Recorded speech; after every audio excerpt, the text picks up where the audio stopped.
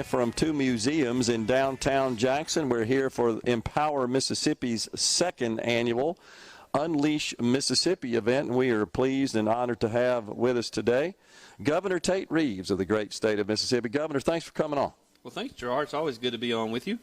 And appreciate you being part of this event as well. This is one of those situations where we get statewide leaders, members of the legislature, those involved in public policy, and they come together, hopefully, to coalesce around good ideas to move Mississippi forward.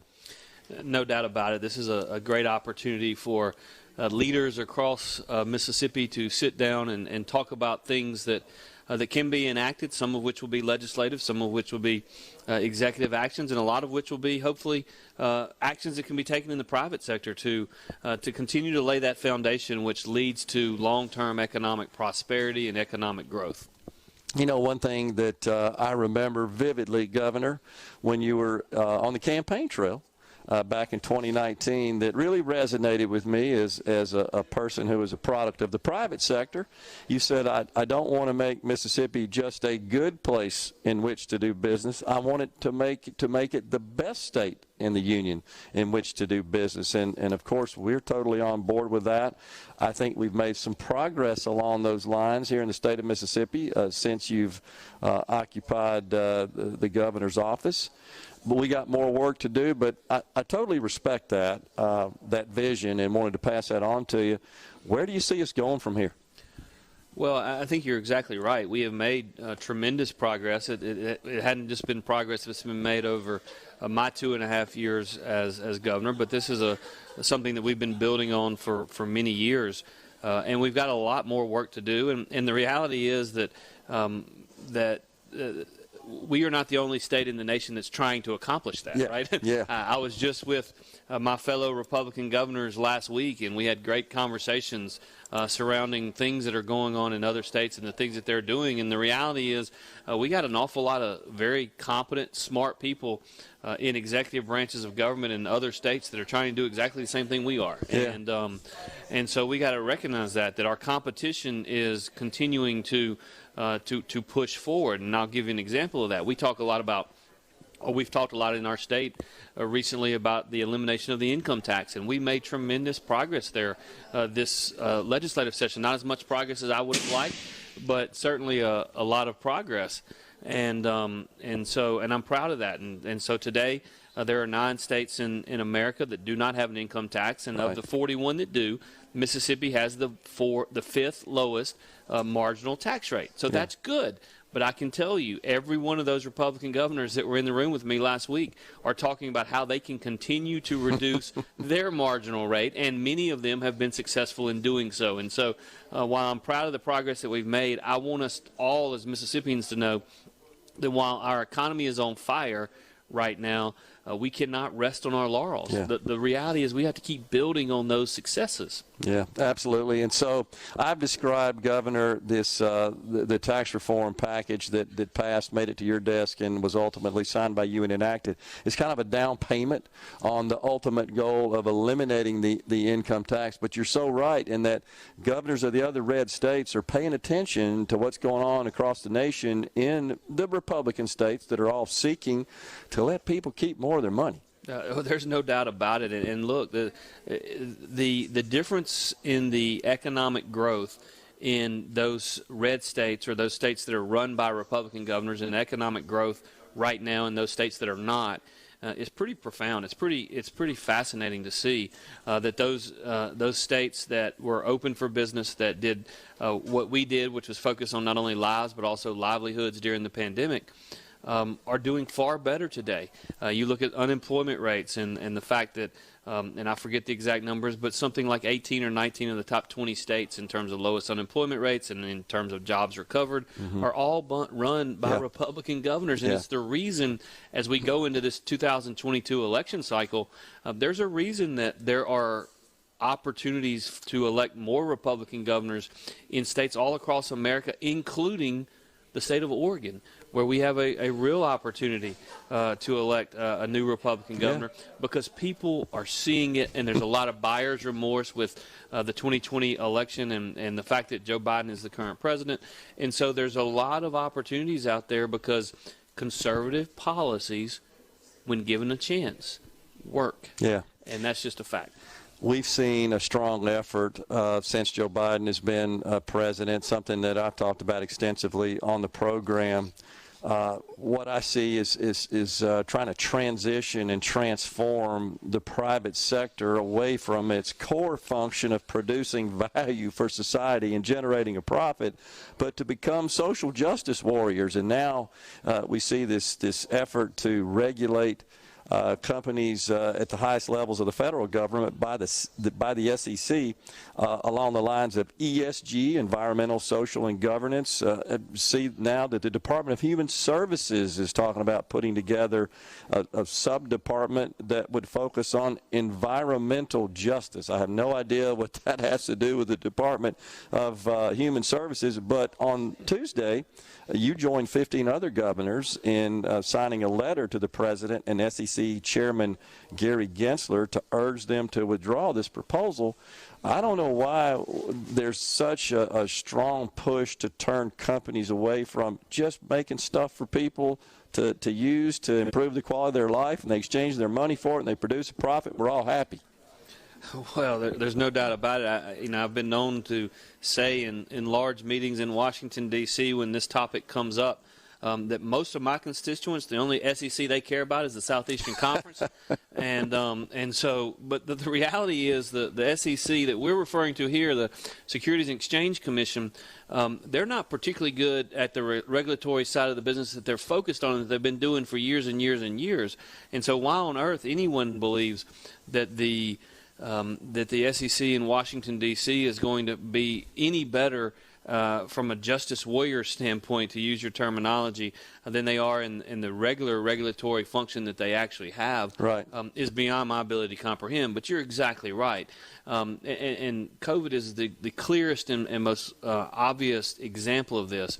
But what we're seeing that is so frustrating to people like me is this Democrat playbook, particularly one playing out in Washington, D.C., is a playbook wherein they are showing what they truly believe. Whereas we believe that the individual is best to make decisions, they believe in centralized decision-making. Yeah. Collective decision-making. Collectivism, centralized decision-making. Any decision made in Washington, D.C. is by definition, in their view, the best decision that can be made. That's true in COVID. It's true in terms of regulatory environments in the private sector. It just happens to be absolutely the wrong policy for America, and always has been and always will be. And so it's imperative that we lead the way in fighting that terminology and that thinking in Washington, and we're certainly willing to step up and try to do that. Yeah, it just blows me away, Governor, that we've got private sector companies that now see fit to place that at the top of their priority list above just serving the public and creating value for society, and in exchange for that they produce profit, and that allows them to hire people and generate overall economic well-being and activity. But it sounds almost like they're pandering to a Democrat base in doing so. Well, it's certainly frustrating. You know this, Gerard, and most of the people across Mississippi know this. My background is in the investments world, and I was always taught, both in my professional career and before that in my schooling, that those individuals that serve on boards of large corporations, their role is to maximize shareholder value and focus on the business. And unfortunately, because of some of the types of people that have gotten involved and engaged in boardrooms across America, they seem to be more focused on a political agenda than they are on actually doing their job, and they have a fiduciary responsibility, a legal obligation to those shareholders. And I would argue in many instances there are a lot of them that are choosing not to adhere to what their real responsibility is. And you're seeing now companies and particularly big businesses, they're beginning to feel the pinch of, you know what, if you want to play in that space, it can come back to bite you. And a prime example of this is Major League Baseball. They decided that they were going to punish Georgia because they determined that they knew better what laws in Georgia ought to be than the state of Georgia did. So they moved the All-Star game, And then all of a sudden, lo and behold, in the primaries last week, we had more people vote than ever before. They Complete were just farce. Complete farce, totally wrong. And it's just. Yeah, I agree, and you're seeing a lot of backlash. But we'll talk about this as we come back. There's some potential legal liability on the part of these boards as well from shirking their fiduciary responsibilities. You point out. We got Governor Tate Reeves here in the Element Well Studios. We're at Unleash Mississippi, Empower Mississippi's big event today. Stay with us. We'll come right back. Museum. We're here for Empower Mississippi's Unleash Mississippi event, the second annual of such events. I think there are going to be more to follow.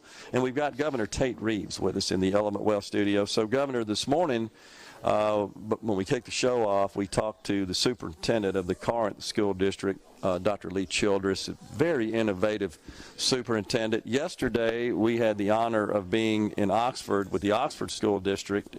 They did a ribbon-cutting ceremony for the new Center for Applied Engineering. Lots of good things going on in education in the state of Mississippi, in public education. We got a teacher pay raise through, and one of the things I want to pass on, Governor, is that Superintendent Childress said that because of our pay raise, he's receiving applications from folks that live in Tennessee that are interested in coming to Mississippi and teaching because of the pay raise. And these are teachers in that state right now. So, and I know that was one of the goals, was to get us on par with the neighboring states and, in fact, the nation. But I think there's lots of work to be done, as you said earlier, but there's lots of good news on the education front in Mississippi. There is a lot of good news on the education front in our state, and for years and years, our detractors, both in-state and out-of-state, have constantly talked about Mississippi having the 50th best K-12 public education system in the state. And and what I would say to you, Gerard, is that those same detractors can say that now, but they're not telling the truth. Yeah. If you look at all objective data, what has occurred in our state over the last 10 years is called the Mississippi Miracle by people in education circles all around the country. And the reason for that is in a very short period of time, less than 10 years, we've moved from the 50th best K-12 system in America as defined by the results in a couple of different surveys to somewhere between the 32nd and 35th best K-12 educational system in America. And that is a credit to the men and women who are involved in the public education system. It's a credit to those individuals in our legislative branch over the last 10 years who have been willing to step up and make the hard decisions to both invest in public education but also be willing to reform public education when it made sense to do so, to focus on those things that are important. Clearly the third grade reading test is probably going to go down as one of the single most important pieces of legislation that's ever been passed in the history of our state, because now the kids that are leaving the third grade and moving on to the fourth grade are reading at a grade level, and the kids, and this was very clear in the data as we looked at it before we passed that legislation, the kids that were being passed on from the third to the fourth grade in terms of social promotion just because the districts wanted to move those kids along, if you were having a hard time reading in the fourth and fifth and sixth grade, the likelihood that you could do your math and your science and your English homework in the seventh, eighth, and ninth grade were relatively low.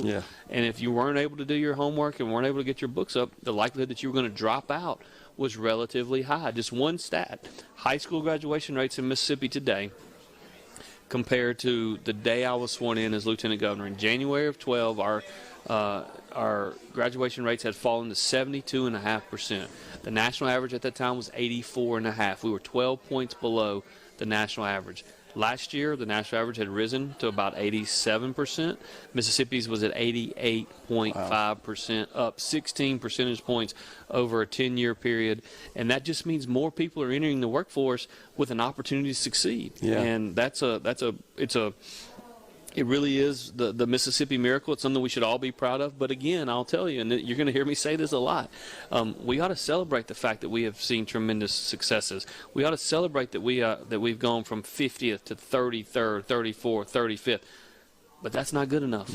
We got to keep pushing, and you're going to see me keep pushing and keep working to hold those accountable. And you mentioned the teacher pay raise, which we as conservatives believe what? We believe in rewarding success. Sure. And our teachers have been so successful in the last 10 years at buying into the changes that have been made in the system that have led to these tremendous improvements. And we ought to reward them, and the way we've rewarded them is through significant increases in pay, which are well deserved to get us not only above the southeastern average, but above the national average in terms of average teacher pay, and that's something we as Mississippians should be proud of. Something that Superintendent Robertson of the Oxford School District said yesterday that really stuck with me that I wanted to share with you governors. He really made the point that, you know, it's not about just producing graduates that get a diploma here. It's about producing young Mississippians that are ready to go to work. We want people to stay in the state and work and produce for society.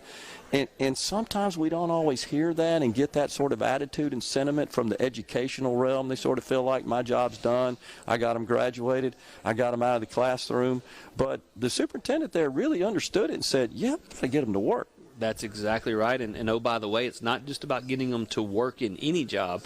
It's about getting them to work in a job that can turn into a career. Yeah. So you're earning wages where our per capita incomes are increasing in our state. And so it's about focusing those workforce development programs in areas where not only the jobs are there, the people are needed, but also that you can truly earn the kind of wages that can help provide for yourself and your family long term, and that's really what it's all about. And everybody in the state benefits when that happens. 100%. Everybody in the state benefits, no doubt about that. So we had Superintendent of Education Carrie Wright stepped down not too long ago, and a process is underway now to find a replacement to serve as the Superintendent of Education in Mississippi. How's that going? Have you got an update on that process at this point?